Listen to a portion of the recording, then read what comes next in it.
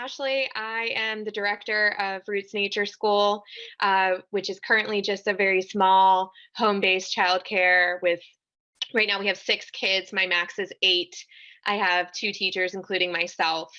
Um, we both have come from a traditional childcare center where we had a very rigid curriculum with themes every week, activities every single day. She and I actually worked in the toddler room together, and I pretty much left to try something new. I wanted a more nature based program that was more about getting the kids outside and having the freedom to explore and create their own experience. So that's where I'm at right now. And I reached out to Diana to find out how she's been doing things because she's kind of more experienced than I am in a nature school program. And I just wanted to find out what was working for her. Hi, I'm Diane Gano. I'm from under the ginkgo tree in Illinois. I have been doing childcare for 36 years. I'm family childcare based. And I will tell you right now that I think family childcare holds the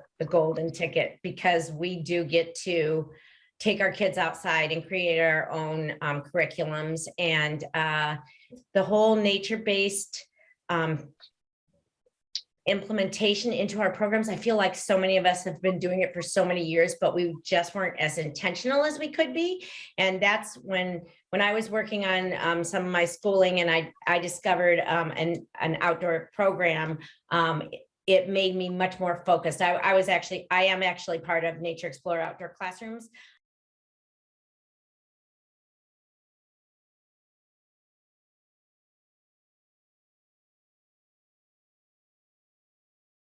Themes in general tend to be called projects, or I like to call them this chapter in our learning, and it's just like we had a 3-year-old that could catch bees in his hands without getting stung. I don't know how. And that led us to this whole thing on bees. And it lasted for more than a week. So a weekly theme would not have worked. I can throw all the bee facts at them that I want them, and that's service learning. They're not going to retain it.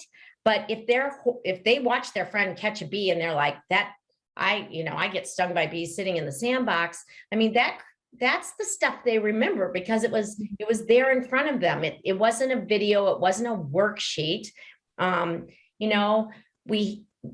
So themes are like box sets that someone's making money on and someone thinks we need to learn, but it's not what our children are focused on. So you have to follow your children's interests. But also, I mean, with the longevity of the relationship with the child, you might revisit bees the next year or later that season or another time, or maybe the bees are doing something different. So that's kind of my experience too, is I have found that I felt pressured to incorporate themes, but then it almost doesn't work unless it is based on what they were already interested in. So for example, we had a really rainy spring one year, I think it was last year, and my whole yard was mud. So we just did a theme on mud, but it was just, we're playing in the mud and we're exploring the mud and doing things like that. But I just felt silly. I'm like, obviously that's what we're going to do. That's what they want to do. And I want to let them do that. Like, I feel like themed learning, if you're subscribing to it monthly, that's somebody else's theme. It's not you. So my belief is the curriculum is the child. And right. I believe in emergent curriculum. And so for instance, this is a perfect example. I just wrote a blog about this. Right now, we've started school in my town and it's, late August, early September, and everybody's doing A is for apple. Well, in my program, we just hit the mother load of tomatoes on our little cherry tomato, And so today we're talking about tomatoes. We don't even have an apple tree in our yard. Why would I talk about apples? So and it's for apple season. These box sets that they send them to Hawaii and Alaska and Florida and New York, and it's still A is for apple. And Alaska and Hawaii, apples may not even be, depending on where you are in any part of the state of any state, apples may not pertain to you, but we've got tomatoes. So why would I teach apples right now? It makes no sense. Research is showing that child-led emergent curriculums is how our kids learn best. It's authentic, it's hands-on, it's their lead. And I can't talk about ladybugs if I don't have a ladybug in my program outside right now. To them, it's paper with a bunch of dots, and I might want to move that dot because I'm kind of a control freak. And so I don't do processed art, and I don't cut out things for my kids even if we're working on ladybugs. I'm not that girl. I know there's teachers that embrace that, and that's you, and you're good at that. Go for it. We would experiment with different kinds of art materials, but the things I would set home, it looked like a toddler drew it. And I would tell the parents, I'm like, I'm not sending you home something that looks like a perfect mouse, because if you want artwork that I made, you can check out my Etsy. Like that's not what your kid is here for. Portfolio for you. Like if you want artwork that I made, if you want me to ignore your kid for an hour while I make everybody's projects to go home, then what's the point of sending them here?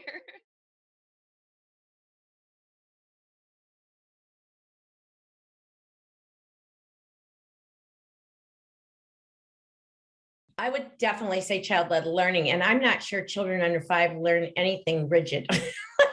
I mean, like that's if you're in family childcare and you have anything rigid, you're probably tearing your hair out most of the time. I mean, you have to go with the flow, and no one knows your children better than you do. And sometimes it's just an off day, and you just need to throw that blanket down and read books all day long, just because your kids and they don't have the energy to do anything on this Thursday morning, and so emergent curriculum is just, it will simplify your life if you're not doing it. Throw out all that stuff that's making you crazy, and just follow your heart and follow your instincts is what I would say.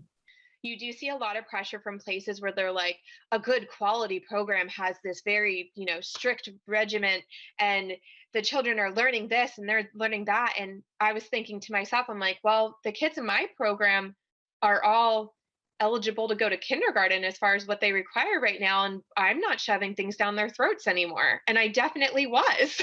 And that was happier and calmer, and that wasn't working. It was working for me personally, where as a teacher I felt like I had all these beautiful things to show the parents, like I'm such a great teacher, but in the reality none of those things were working for the kids. It was just a fake facade that I put on. So if their brain isn't ready, they're not going to retain it anyway. I can show them B flashcards and have a 1 and a 2 Bs and a 3 Bs, but if their brain isn't ready for all that, it's just wasted time. And so maybe I've had many a child leave here without being able to recognize a number or a letter because their brain wasn't ready and they could care less. And I'm not going to make them come sit. Usually it's very interesting, and you may see this pattern.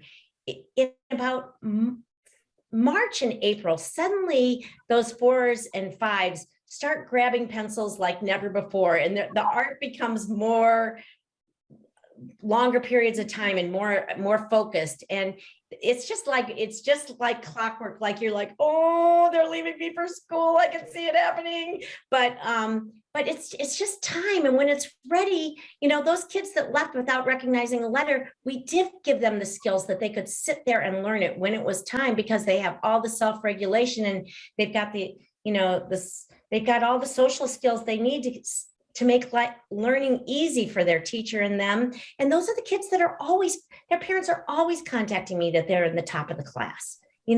Just because you didn't need it at 5, your brain might not have been ready to get it.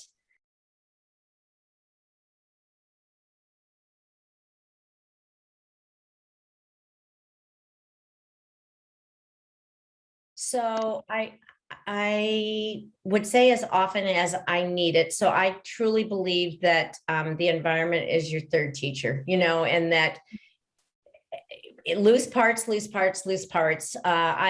way that I progressed on the continuum, like I started here where I was spending a lot of time outdoors.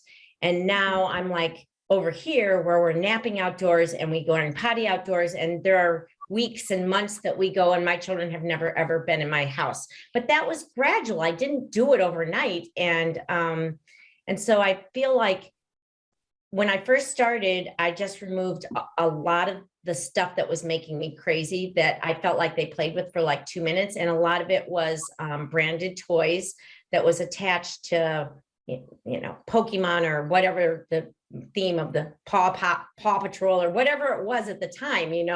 If you pull that out, then you won't see them reenacting those same stories that they've watched on TV or in a movie or in a book. And then they get more creative.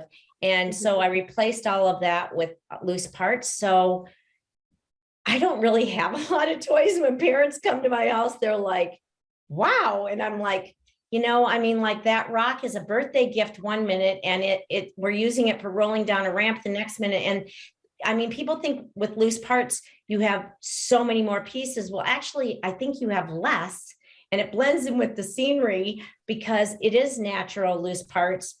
We use natural. You don't have to use natural, do you?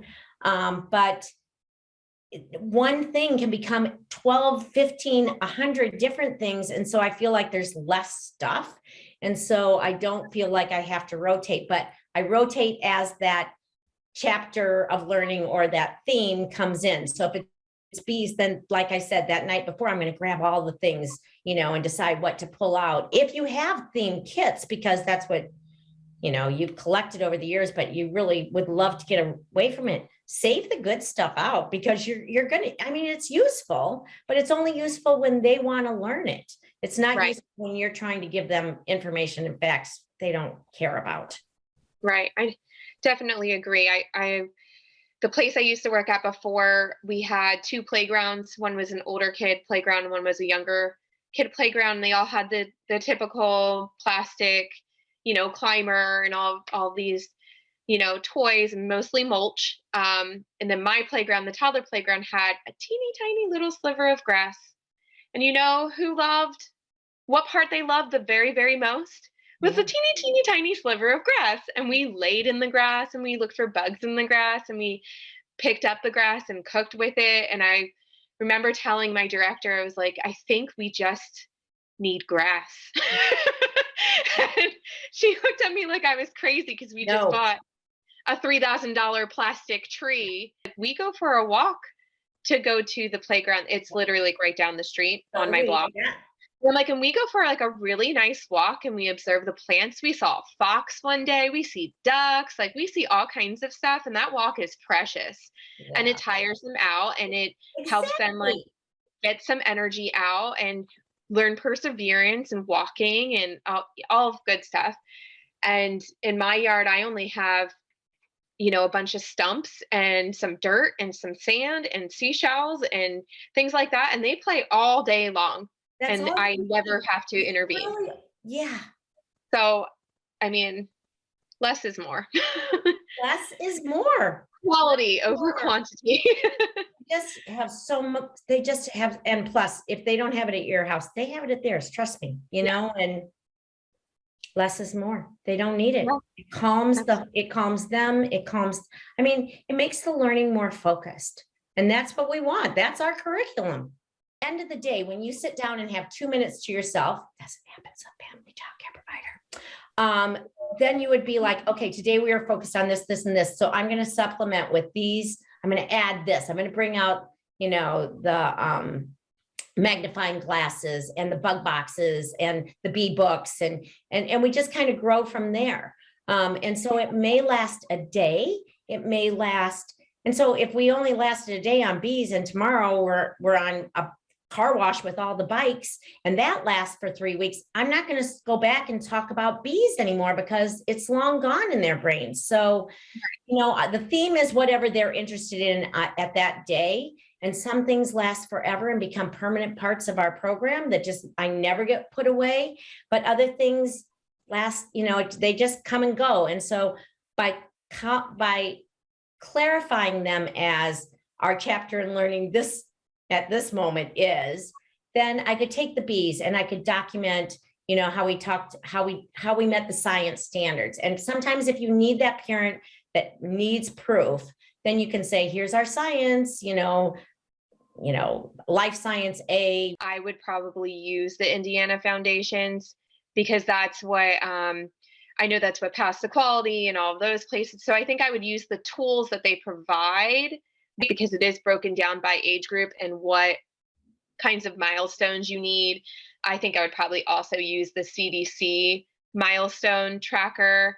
And I would say, this is what is expected of a child in your age and like what they are able to do and what is developmentally appropriate for them to do. And this leads to this next step, which you might see at this age. And children learn differently. So your child might be on a different track, but these are this is the sequence of events that we'll see happening. And it will happen naturally. So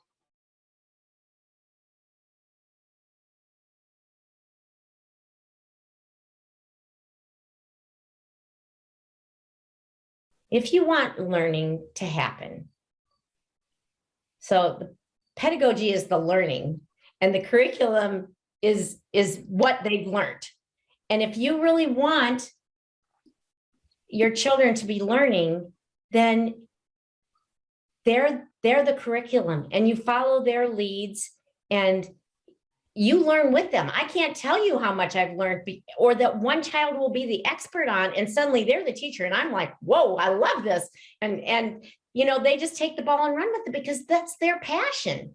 And so whatever it is that's your passion, and for us, it's nature and learning outdoors in nature, and we see the benefits and we're happier. I mean, childcare lost 40% of its providers last year with the pandemic. And if you want us back, you have to let us bring our passion to the table and not force a curriculum down our throat. When I had a curriculum written for the entire year with weekly themes and activities for every day, it made me think that I was a good teacher, but actually trying to put those things into the classroom and make it work, it just did not work. And it doesn't work. Yeah. And it really just created an element of stress for the kids because I was like, well, now it's time for us to do the activity. And they're, oh, like, yeah. That's the other thing I would stress is routine, but no clocks and no, we have to do this and we have to do that. And now it's math and now it's art and now it's science and now it's play. Like play is all of those things. If you would just let it happen, it'll happen.